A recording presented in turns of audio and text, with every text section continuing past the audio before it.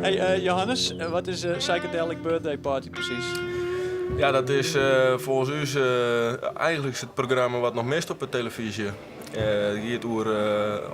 Het is om alternatieve muziek heen draait. Hier in de studio van Milan, Sing Studio, doen wij een audio-opname met de band en daar ben we bij met camera's. De pilot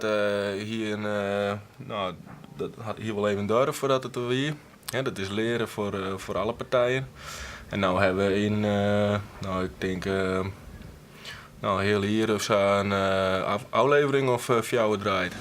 Welkom bij deze gloednieuwe muziekshow Psychedelic Birthday Party. Een van de slogans van dit muziekprogramma is We're better in every way. Hoe bedoelen ze dat?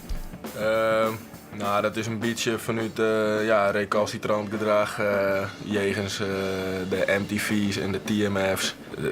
Het moet eigenlijk benadrukken nog een keer dat het om kwaliteitsmuziek om echte muziek eigenlijk. Het was eigenlijk een optelsom. Milan die had natuurlijk deze studio.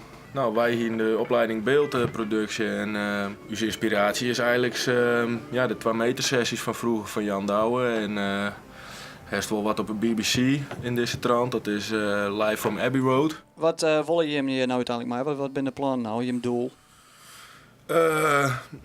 Zo volle mogelijk mensen bereiken. Dit keer zijn er opnames van Barry Nice en The Nice Guys. Je kijkt nu naar Clip Cloud Plus. Wij zitten nu in Clip Cloud Plus. Ja. Te gek.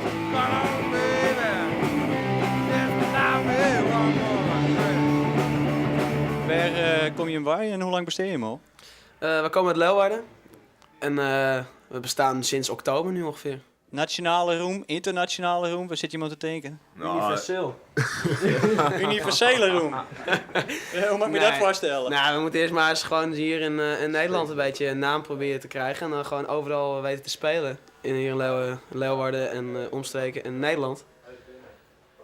En nou ja, als dat internationaal gaat lukken, zal het natuurlijk helemaal te gek zijn. De aanhouder wint, zeggen ze dan. En het programma The Psychedelic Birthday Party is in gesprek met verschillende mediapartners. Dus misschien wel in kwarten op jouw televisie. En lijkt het die muziekfilmerijopleiding leuk, zeg dan eens bij het Friesland College. Dan hoop ik wel dat ze dat oormeidje dat reclame hield.